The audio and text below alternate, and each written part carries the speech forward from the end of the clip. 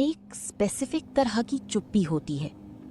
खाली कमरे की चुप्पी नहीं, किसी का इंतजार करने की चुप्पी नहीं, उस कमरे की चुप्पी जो एग्जैक्टली वैसा है जैसा तुमने छोड़ा था, जहां कुछ भी हिलाया नहीं गया, कुछ भी छुआ नहीं गया, कुछ भी बदला नहीं गया किसी ने सिवाय तुम्हारे। अगर तुम वो चुप्पी जानते हो, ये वीडियो तुम्हारे बारे में है। और अकेली रहने ने तुम्हारे माइंड के साथ, खुद के साथ, तुम्हारे रिश्ते के साथ और दुनिया के साथ क्वाइटली क्या किया, जिसके बारे में बहुत कम लोग बात करते हैं। शुरू करते हैं वहां से जो ज्यादातर लोग अकेले रहने वालों के बारे में मानते हैं, कि वो अकेले हैं, कि वो चाहते हैं चीजें अलग होती, कि वो अलोननेस को एंड्योर कर रहे हैं बजाय इसके कि उन्होंने चूज किया हो। और कभी-कभी ये सच होता है, लेकिन रिसर्च कंसिस्टेंटली कुछ ज्यादा कॉम्प्लेक्स दिखाती है। जो लोग अकेले रहते हैं और अकेली रहना अच्छी सी सीख गई हैं, वो खुद के साथ एक ऐसा रिश्ता डेवलप करते हैं जो ज्यादातर लोगों का कभी नहीं होता। वो जानते हैं उन्हें क्या पसंद है, सच में क्या पसंद है, जो दूसरों के सामने पसंद है वो नहीं, जो किसी पार्टनर के लिए कंफर्ट परफॉर्म करते हुए पसंद है वो नहीं। वो अकेली, बिना किसी ऑडियंस के एक्चुअली क्या प्रेफर करते हैं। खाना, टेम्परेचर, जागने का वक्त, वो म्यूजिक जब कोई नहीं सुन रहा, खुद का वो वर्जन जो सिर्फ तब एग्जिस्ट करता है जब कोई नहीं देख रहा। यहाँ साइकोलॉजी इसे क्या कहती है? सॉलिट्यूड टॉलरेंस, खुद के साथ रहने की एबिलिटी, खुद से भागने की जरूरत के बिना। और ये सबसे रेयर और सबसे वैल्यूएबल साइकोलॉजिकल स्किल्स में से एक है जो एक इंसान डेवलप कर सकता है। ज्यादातर लोग ये नहीं कर सकते।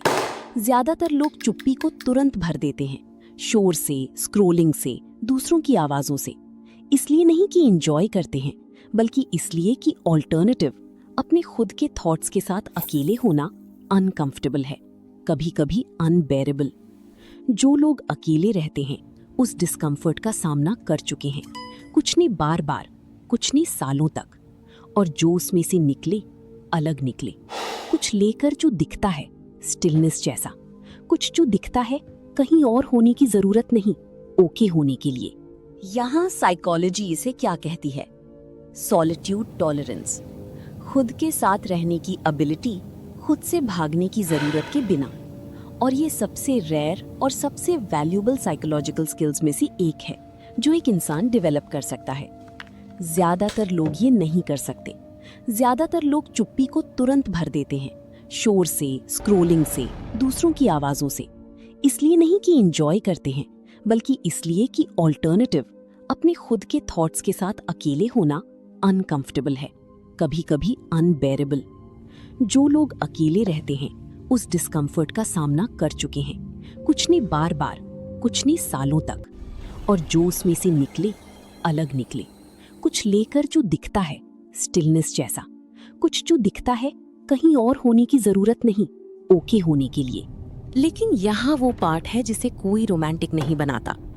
अकेले रहना डिफॉल्ट में पीसफुल नहीं होता।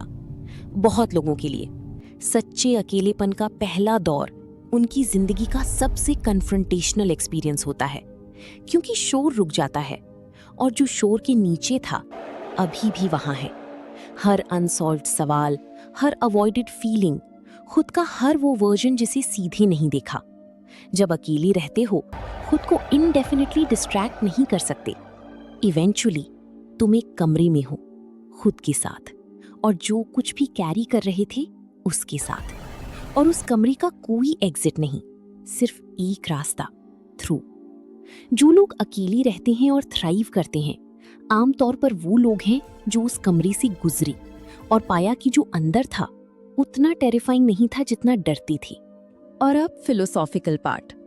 एक सवाल है जो अकेले रहना तुम्हें आंसर करने पर फोर्स करता है। एक सवाल जो हमेशा सराउंडेड रहने वाले इनडेफिनेटली अवॉइड कर सकते हैं।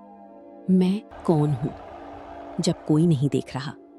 मैं कौन हूँ जब मैं पार्टनर नहीं हूँ, पेरेंट नहीं, कॉलीग नहीं, फ्रेंड नहीं, जब कोई रोल परफॉर्म नहीं कर रहा किसी भी ऑडियंस के लिए, बस यहाँ अकेला इस कमरे में।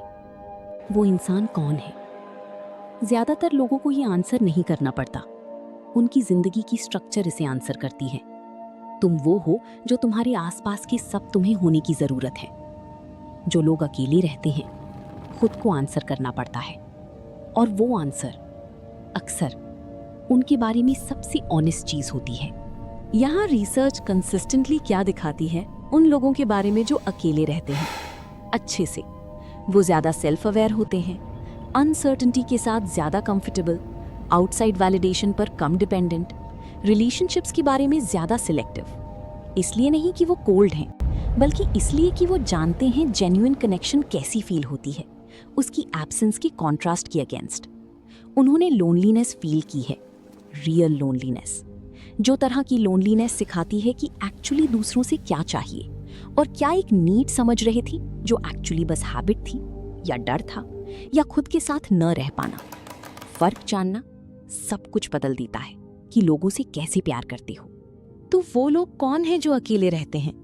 वो डेफिनेशन से अकेले नहीं है, वो टूटे नहीं हैं, वो रेस्क्यू होने का इंतजार नहीं कर रहे। वो लोग हैं जो एक स्पेसिफिक चुप्पी में बैठे और उससे नहीं भागे, जिन्होंने खुद का सामना किया कांस्टेंट कंपनी की प्रोटेक्शन के बिना, और जिन्होंने पाया उस सामने में जो उन्होंने एक्सपेक्ट नहीं किया था, खुद क्लियरली, बिना शोर के, बिना परफॉर्मेंस के, बिना उस वर्जन के जो दूसरों की प्रेजेंस से शेप हुआ था, बस खुद। और कुछ लोगों के लिए ये सबसे इंपॉर्टेंट चीज है जो वो कभी पाएंगे। ये उसे शेयर करो जो अकेला रहता है, ये बताने के लिए नहीं कि वो क्या मिस कर रहा है, ये बताने के लिए कि उनके पास क्या है।